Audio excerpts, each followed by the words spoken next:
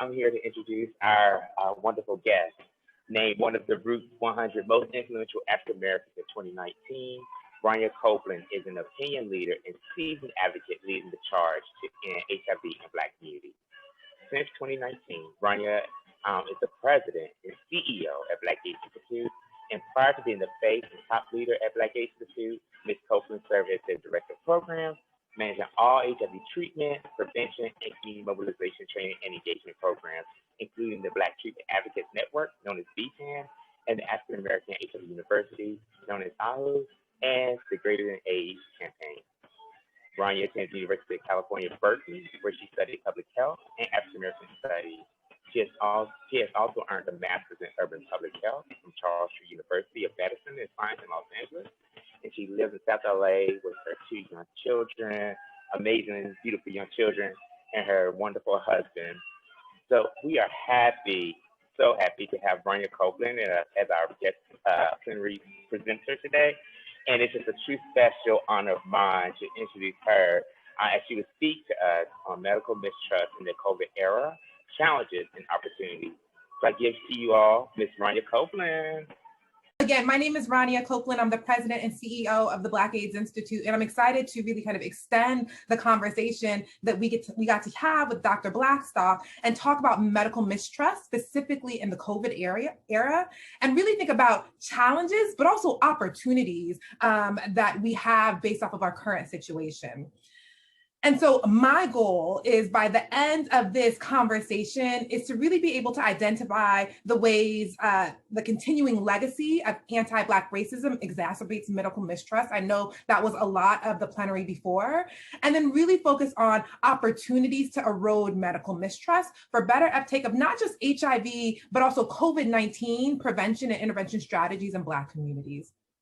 So I want to start with a video that we recently released for National Black HIV and AIDS Awareness Day that focuses on our latest campaign, We the People. So let's see if it's going to play for me.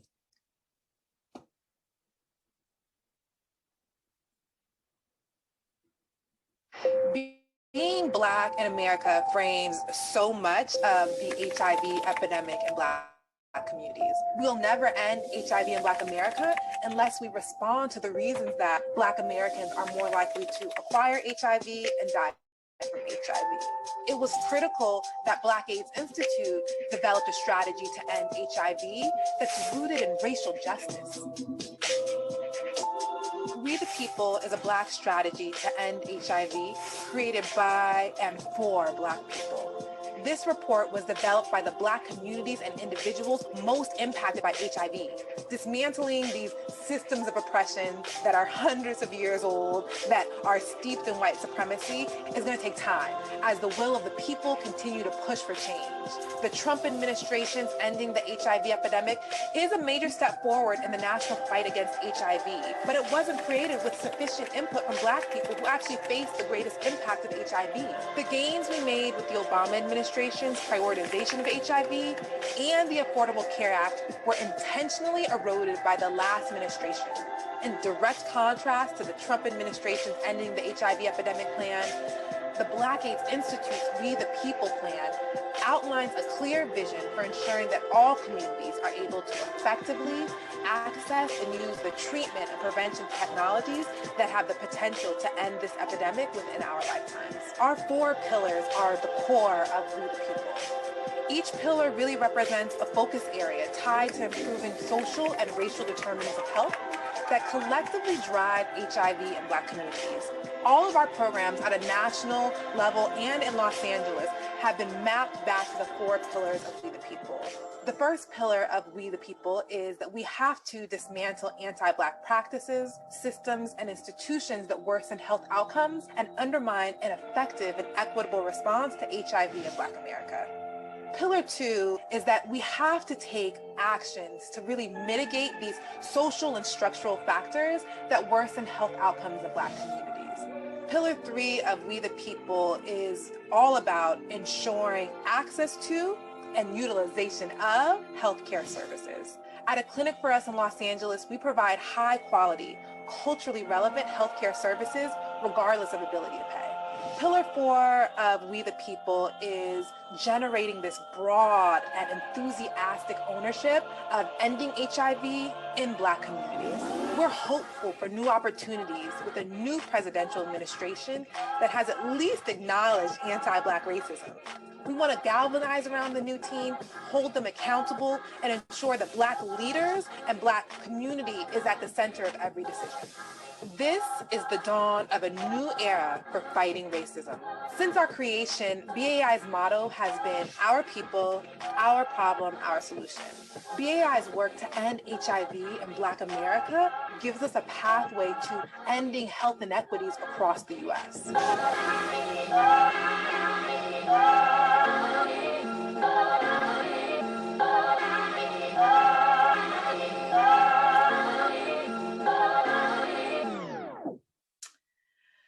I wanted to start there because, it just shows to the next one, huh? Next slide. I wanted to start there because I think that it is so important, especially in this conversation, to think about the parallels of HIV and COVID. And much of the COVID response is being based off of what we know around HIV, what's worked, what hasn't worked, and what we believe is critically important to getting us to the end of HIV within our lifetimes. My conversation is really going to be around inequity and medical mistrust. Americans mistrust, and I would say people of color, and I'm going to talk a lot about Black Americans, but I think this holds true for people of color, communities that have experienced oppression, being disenfranchised, that we have deep, deep mistrust in Western medicine. And really, much of this is rooted in white supremacy and racist efforts that are tied to this supremacy. I know Dr. Blackstock gave an amazing plenary, we're referencing over 400 years of oppressive medicine and research in the Americas, Europe, and Africa.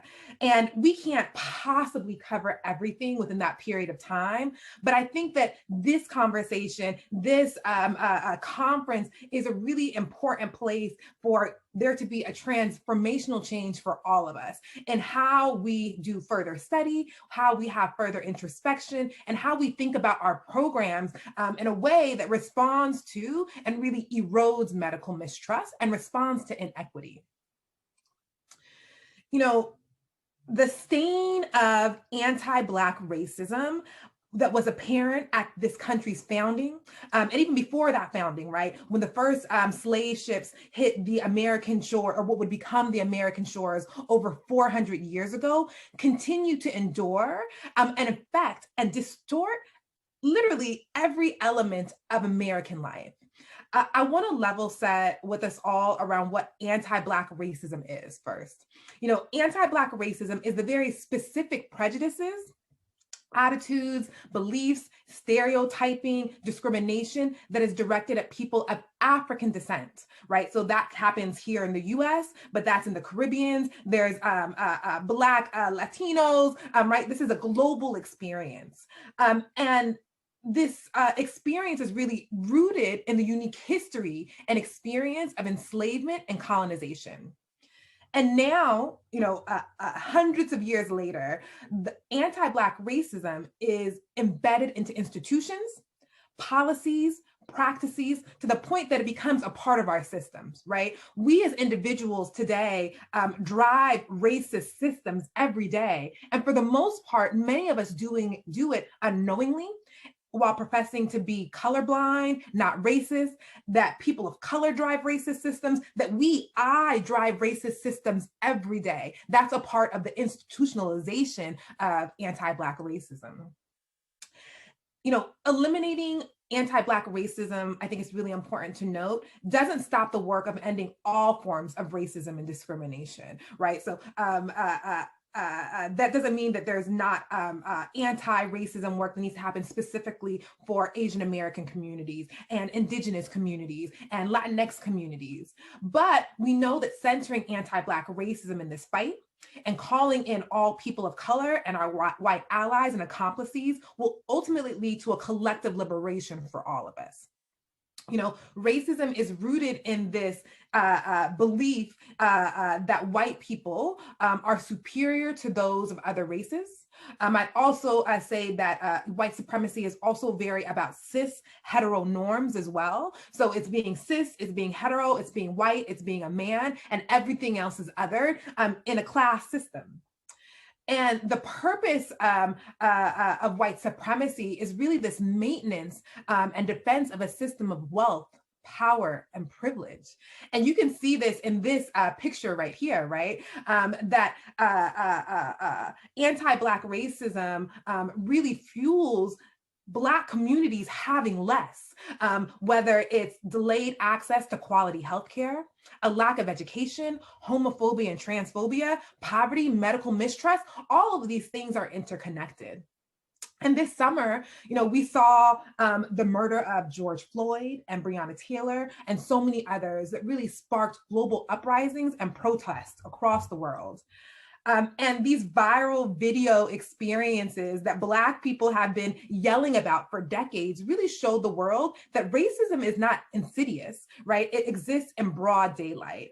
And we're having conversations about the perpetual oppression of Black people and can see a continuous stream of statements declaring solidarity across sectors. We see, you know, this new administration who's acknowledging anti-Black racism, and it feels like there is a new day. But what is very clear, and I think that COVID has shined a brighter light on, is that, you know, these statements, this acknowledgement is wonderful, but it means nothing without action. Because every day, communities, Black communities, communities of color are disproportionately impacted and have more harmful health outcomes than our counterparts. You know, we know that HIV exemplifies this. It's very clear that COVID-19 exemplifies this, but this has happened before these two pandemics, right? We know that, for example, infants born to Black women are more than twice as likely to die as those born to white women. We know that the median wealth of Black households is roughly 5% of the wealth of the median white households. And Black Americans are more than twice as likely to live in poverty as Americans.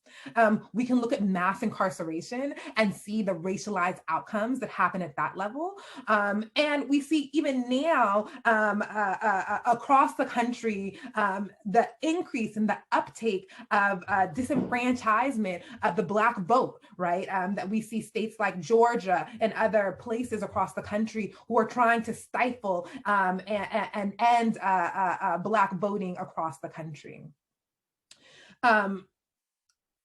When it comes to kind of telling it like it is, when it comes to anti-Black racism in this country, policy advances have to reflect the interconnected nature of all these crises, and they have to be comprehensive.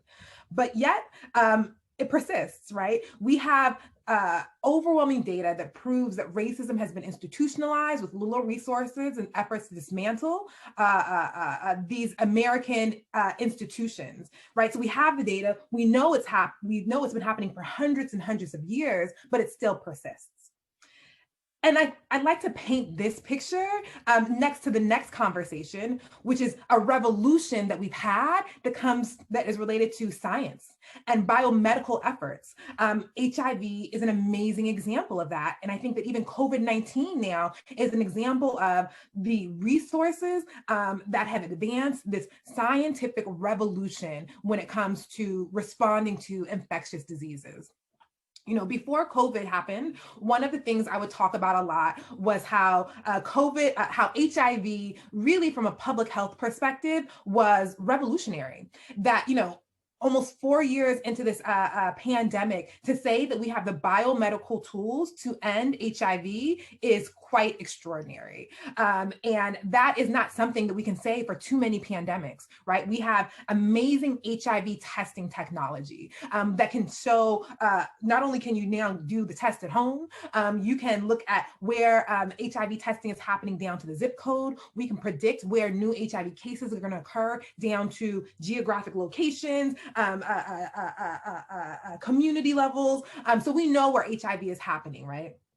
We have pre-exposure prophylaxis, PrEP. So people who are HIV negative can stay negative through a biomedical tool, right? Not as much focused on behavior, which we know is theoretically a game changer.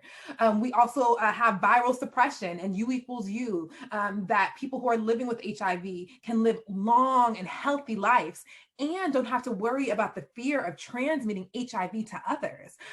All of this amazing biomedical tools that the US and the world has spent billions of dollars on to invest in how to respond to HIV.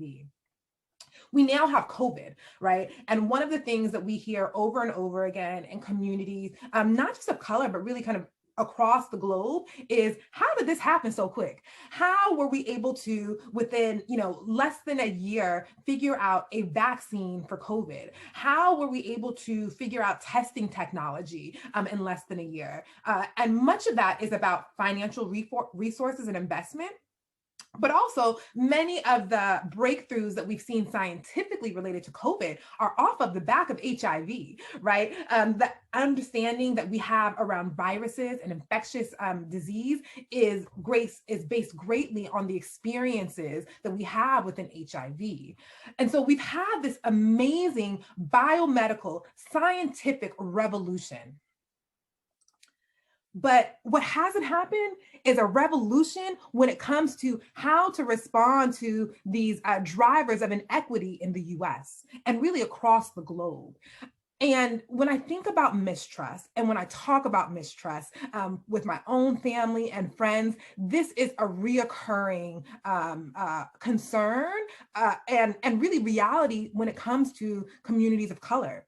That we've invested billions and billions of dollars in our ability to respond to infectious diseases like HIV and COVID-19, but have not invested in these drivers of health and equity that have been around for over 400 years.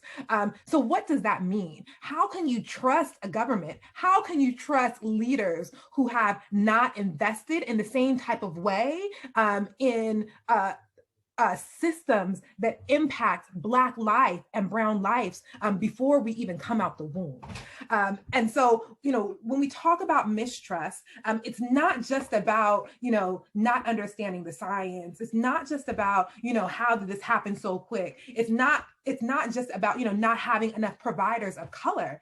It's about, what as a system are we doing to respond to inequities that we continuously see that impact lives every day?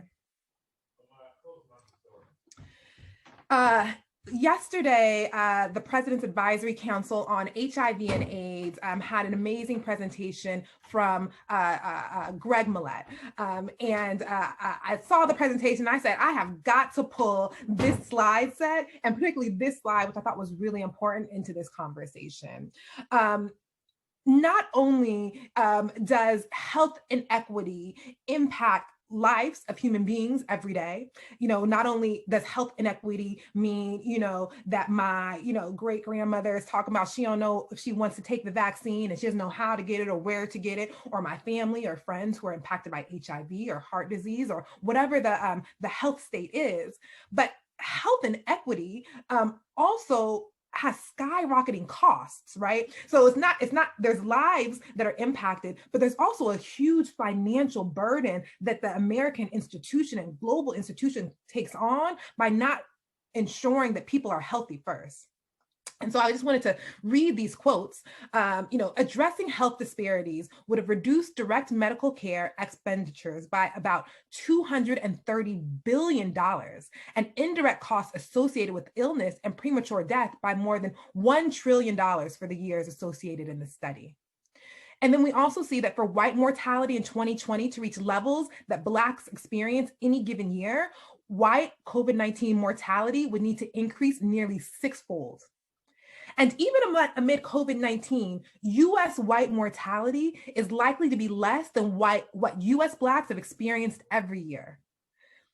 So how can you ask communities to trust an institution that not only, is investing billions of dollars in medical research and advancements, but it's actually cheaper for this a capitalistic society to ensure health equity, but that doesn't happen. Right?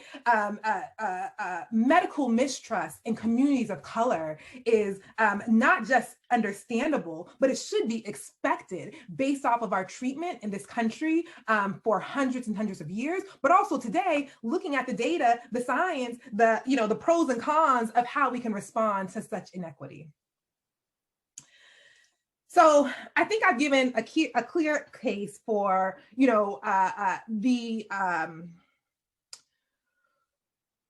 the unrational nature of how the US and our systems really fuel medical mistrust in communities of color.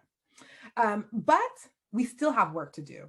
Right? We can't expect that we can't let our communities die. We can't let people of color not take advantage of what we know are successful and useful biomedical tools because of systems of oppression that persist.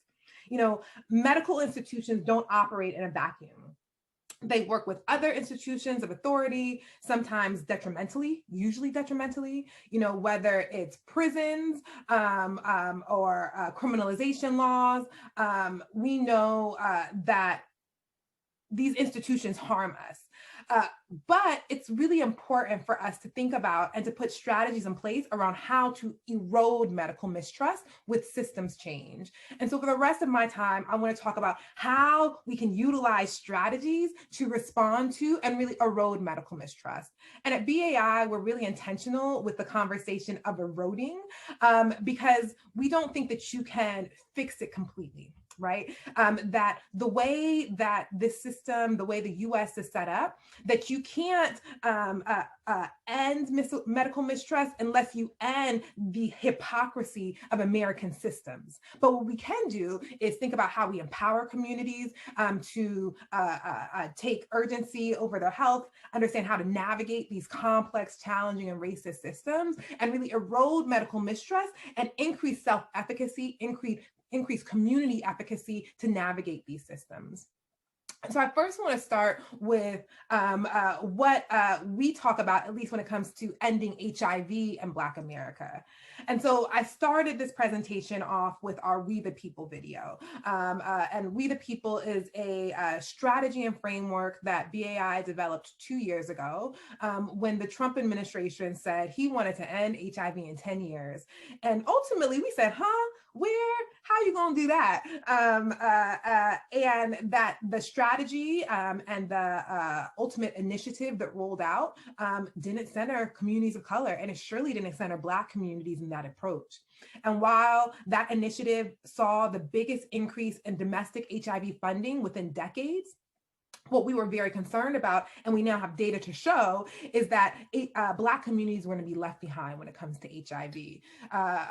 Before COVID hit, white Americans were on track to end HIV within the next 10 years. But when we looked at communities of color, we saw that it was going to take substantially longer to end HIV in communities of color. And so what kind of initiative, what does it mean to talk to communities of color and know outright there's no way to end HIV within the next 10 years in their community, within our communities, and how can we as an institution, how can we as an organization really develop a plan that is for Black people and by Black people? And that is where We the People came in.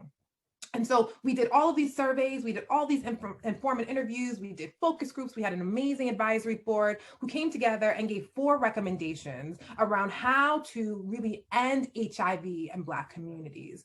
And, our strategy was about how to do that for HIV, but I would offer that the same strategies to respond to HIV will end COVID. Those same strategies that end HIV will respond to maternal mortality among Black women. It will respond to heart disease, right? Because at the core of it is putting community that's most impacted at the center. And so the 4 recommendations that we have really are around 1, dismantling anti-Black practices and systems; 2, investing in Black communities through resources and services that really kind of address the fullness and the richness of Black communities, and really importantly, mitigate social and structural factors that worsen health outcomes in Black communities. And dismantling anti-Black practices and systems is going to take time. These institutions are hundreds and hundreds of years old. And in the meantime, as we do that work, we got to make sure that communities of color are taken care of and that the reality of our lives are invested in to help mitigate these structural challenges that impact our health. The third thing is really about universal healthcare access that is culturally affirming, that is gender affirming, that's high quality, and that really supports Black people to live long and healthy lives. And the fourth recommendation is around building the capacity and mobilization of Black communities to be the change agents for ending HIV. And when we talk to organizations and to individuals, what I challenge them to think about is, what are the things that you are doing as an organization?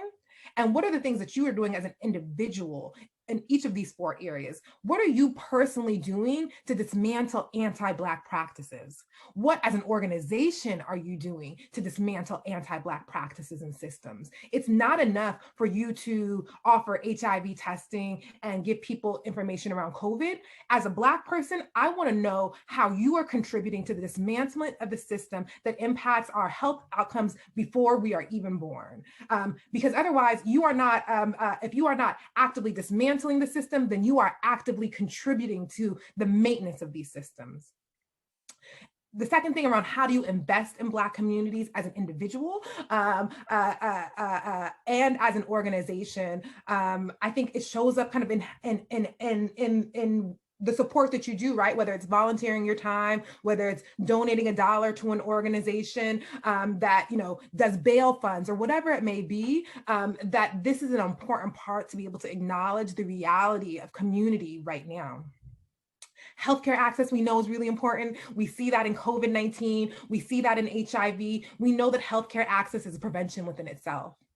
And then the last thing around, building capacity, which I'm going to talk a little bit more about, but, as an organization, how are you building leadership from Black communities? How are you investing in Black leadership? How are you investing in leadership that comes directly from the communities that you are trying to engage and trying to utilize for resources?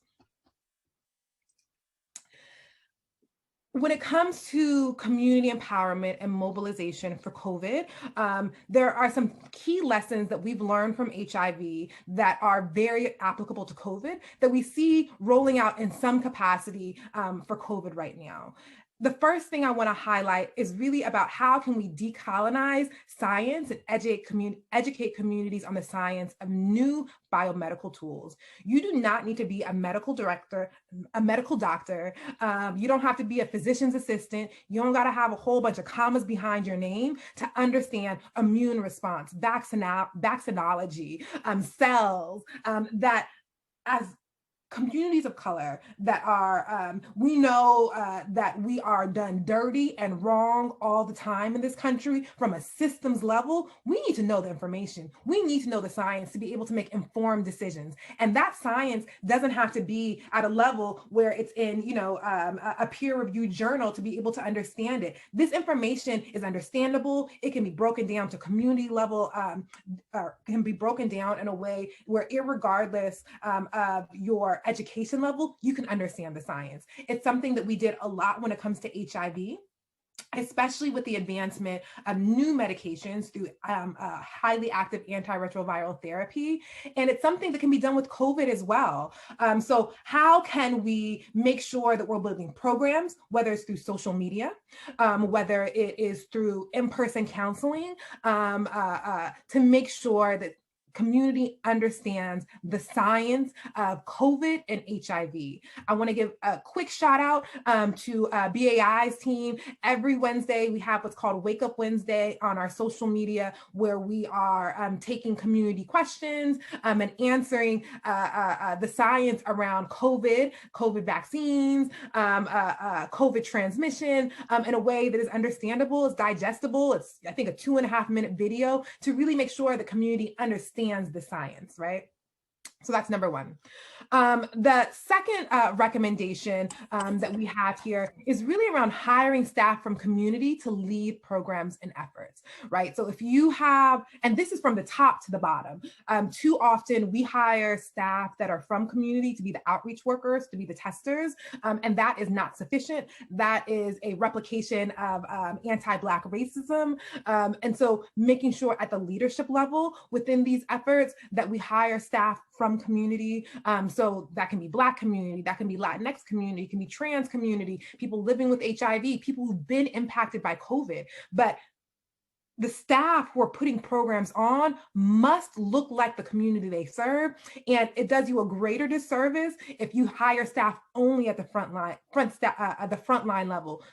We see that. Right? Like we as communities of color, we as Black people, we see that, we know that's not real. And that also that raises suspicions and makes us concerned around, you know, who are you trying to make it seem as if is the person who's leading this effort, right? So that's really important. The third thing that we have here is really thinking about how we can recruit and educate Black public health equity activists. One of the key programs we have at the Black treatment, at BAI, within our Black treatment advocate networks, one of the key programs we have is our Black Treatment Advocate Networks, or BTANs. And these are chapters and coalitions across the country who do work in their community to respond to HIV. There are many times Black folks who are from HIV organizations, community-based organizations, health departments, and they come together. Many of them are Black people who are living with HIV, affected by HIV, aren't a part of the workforce, but believe ending HIV is important. And they come together and we do technical assistance and training with them. Within that cohort of people, for example, we have a cohort of HIV vaccine advocates that we put through intensive trainings in cities where there are NIH HIV vaccine trials. Excuse me. And then late last year, we rolled out a new program of COVID vaccine prevention networks.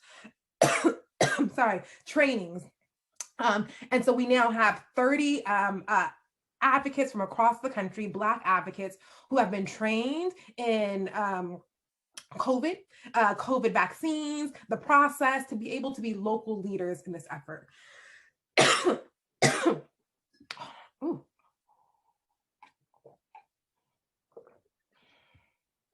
All right.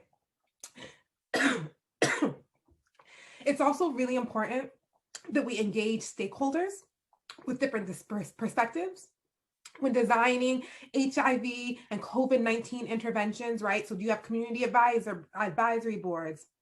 On top of having staff that are from the community, you also need community input as well, right? It's a layered approach because there's no individual that is going to be a representative of every community ever.